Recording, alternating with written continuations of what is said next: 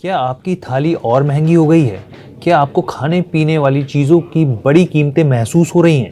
देश की महंगाई दर भले ही नीचे आ रही हो, लेकिन भारतीय रिजर्व बैंक के लिए खाने पीने की चीज़ों की ऊंची कीमतें सिरदर्द अभी भी बनी हुई हैं। ये बात खुद आरबीआई गवर्नर शक्तिकांत दास ने कही है। आप सोचिए, नवंबर 2023 से भारत में खाद्य महंगाई सालाना आधार पर लगभग 8% पर बनी हुई है। इसके साथ ही महंगाई को रोकने के लिए कई कमोडिटीज पर स्टॉक लिमिट भी लगाई जा रही है सरकार की ओर से। ऐसे में आपकी थैली ये आखिर क्या क्या इसमें महंगा हुआ है और इसके पीछे की वजह क्या है, ये कीमतें कब तक कम हो सकती हैं, तमाम पहलुओं पर चर्चा करने के लिए हमारे साथ हैं अजय केडिया जी, जो कि फाउंडर एंड डायरेक्टर हैं केडिया एडवाइजरी के। सर, आपका बहुत बहुत स्वागत है। नमस्कार। सर, मेरा सबसे पहला सवाल ये है कि कुछ बाज़ार की स्थिति मैं आपसे पूछूं और समझने की कोशिश करें हम लोग। उससे पहले मैं एक चीज़ बताता हूं अपने व्यूअर्स को। कुछ आंकड़ों के हिसाब से जून 2017 से जून 2024 के बीच, यानी करीब एक हफ्ते के बीच, अगर प्याज की कीमतों को देखा जाए तो उसमें करीब 25% की बढ़ोतरी हुई है। वहीं टमाटर को देखें तो करीब 30 रुपये प्रति किलो से बढ़कर करीब 50 रुपये प्रति किलो के भाव पर पहुँच गए, यानी कि 67% का उछाल यहाँ पर देखने को मिला टमाटर की कीमतों में। इसके बाद अगर आप आलू की भी कीमतें देखें, यहाँ पर 33% एक हफ्ते के अंदर बढ़ती हुई दिखी हैं।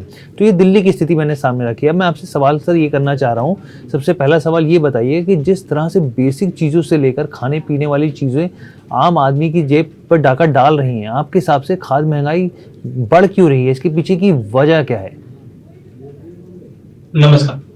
देखिए, ऐसा नहीं है कि ये खाली इंडिया में हो रहा है। अगर हम ग्लोबल मार्केट की भी बात करें तो कोविड के बाद से ही सिनेरियो काफी चेंज हुआ है। एक तरफ हम देख रहे हैं कि कोविड के बाद से जियोपॉलिटिकल टेंशन बढ़ रहे हैं, क्योंकि आज खाद्य तेल, अगर सबसे पहले अगर खाद्य आइटम में हम देखें तो एडिबल ऑयल काफी इंपॉर्टेंट हो जाता है।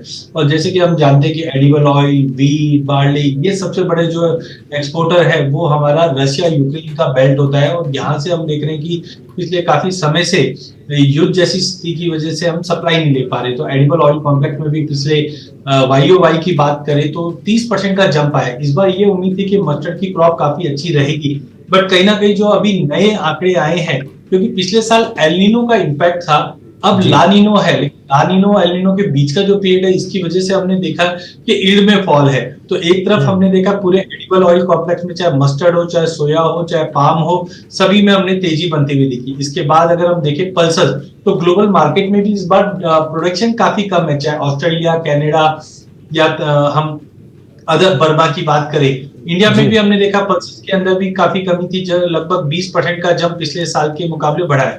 हाँ, लेकिन ये जो आलू, प्याज, टमाटर की बात करें, ये एक सीजनल भी है, बिकॉज जैसे हम मानसून ऑनसेट होते हैं तो यहाँ पे हम जनरली देखते हैं कि ऐसे आइटम की डिमांड भी बढ़ जाती है। और कहीं ना कहीं जो रेनफॉल स्टार्ट होती है तो ऐसे टाइम पे ये आइटम्स की कहीं ना कहीं सप्लाई पूर्ति नहीं हो पाती, उसकी वजह से तेजी है। तो कुल मिलाकर हाँ, तेजी हुई है, डोमेस्टिक मार्केट में भी हुई है, बट इंटरनेशनल में उससे ज्यादा इम्पैक्ट हम पड़ते हुए देख रहे हैं। और गवर्नमेंट जो स्टेप्स ले रही है उसी को कंट्रोल करने के लिए ये स्टेप्स लिया जा रहे हैं। ठीक है सर, मैं मानसून की बात करते हैं, मानसून पर ही आता हूँ। मानसून की शुरुआती स्पीड को अगर देखा जाए तो वो कम रही है यहाँ पर, और इस सीज़न में अब तक करीब 18% बारिश की कमी देखी गई है।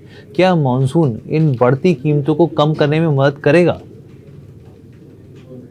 देखिए, सबसे पहले समझना पड़ेगा मानसून हम किस पैटर्न में है, बिकॉज लास्ट ईयर हम एल नीनो में थे, जहाँ पे एल नीनो का मतलब होता है पानी की कमी रहेगी। और लास्ट ईयर भी हमने देखा उसकी वजह से हमारे प्रोडक्शन काफी एम्पर हुए। नो डाउट 2024 में हम ला नीनो की तरफ हम मूव करें, इसका मतलब पानी अच्छा रहेगा। लेकिन जो जून का मंथ है ये एक ट्रांजिशनल पीरियड है, जो हम एल नीनो से ला नीनो की तरफ मूव करें, इसकी वजह से थोड़ा सा हमने मानसून जो है बिलो नॉर्मल होते हुए देखा। लेकिन जुलाई, अगस्त, सितंबर की अगर हम बात करते हैं, या खास करके जुलाई अगस्त की बात करें, तो यहाँ पे पानी लगभग काफी अच्छा रहने वाला है, जिसकी वजह से हमें लगता है कि प्रोडक्शंस को काफी बेनिफिट मिलता हुआ दिखाई देगा। बट जून में जो गिरावट थी उसी के असर से हमने देखा कि बाकी कमोडिटीज को एक प्राइजेस में एक जंप आता हुआ दिखाई दिया है। जी। अच्छा सर, ठीक है, ये सब चीज़ें हमने बता दी, आपने बता दी कि क्या क्या रीजंस रहे और क्या सर्कमस्टांसेस रहे। अब ये बताइए सर, आपके हिसाब से सब्जियां, दाल या अनाज की कीमतों में गिरावट कब तक आ सकती है? क्योंकि एक आम व्यूअर तो यही समझना चाहता है, जिसकी जेब से जा रहा है वो ये समझना चाहता है कि गिरावट इनमें आएगी कब। देखिए, ये काफी टाइम हम जब इसको फॉलो करते हैं सीजनलिटी पे, तो हम देखते हैं कि जैसे मानसून ऑनसेट होता है तो हम जो लीफी वेजिटेबल्स है इनकी एबिलिटी कम हो जाती है थोड़ी बहुत। लेकिन मुझे लगता है कि अगस्त ऑनवर्ड्स अगर हम देखेंगे तो ये रिलीफ हमको आना चालू हो जाएगा, कि जनरली ये पीरियड के अंदर डिमांड काफी रहती है, सप्लाई डिस्टर्बेंस रहता है, लेकिन अगस्त ऑनवर्ड्स हम देखते हैं कि धीरे धीरे चीजें सेटल होने लग जाती है। ठीक है सर। अब मेरा आखिरी सवाल ये है कि हाल ही में केंद्र सरकार ने जमाखोरी और बेईमानी से सट्टेबाजों को रोकने और साथ ही खाद्य सुरक्षा का प्रबंधन करने के लिए गेहूं पर स्टॉक लिमिट लगा दी है और इस तरह की चीज़ें हमने बताई भी। इससे पहले भी प्याज के दाम कंट्रोल करने के लिए भी सरकार ने कई कदम उठाए। आपके हिसाब से ऐसे और कौन से कदम उठाए जाने चाहिए जिससे आम आदमी को राहत मिल सके?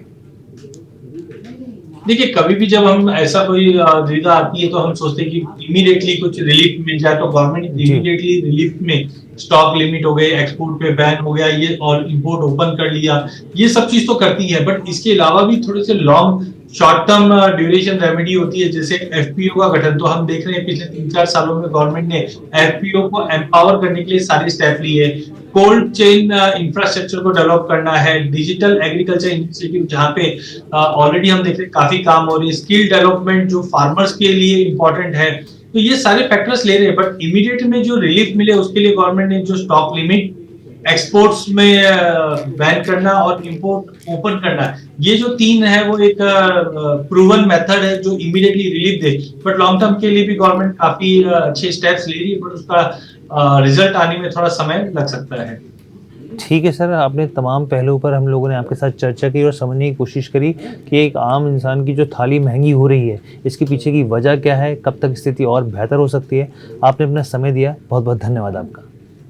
धन्यवाद सर। तो ये आप खास चर्चा सुन रहे थे यहाँ पर बिजनेस टुडे बाज़ार पे कि क्या अभी और टेंशन बढ़ सकती है, महंगाई क्या और परेशान, खाद्य महंगाई खास तौर पे क्या और परेशान कर सकती है।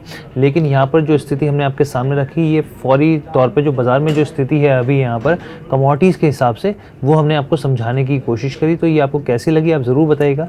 धन्यवाद। वीडियो पसंद आया तो हमें लाइक, कमेंट, शेयर और सब्सक्राइब जरूर करें।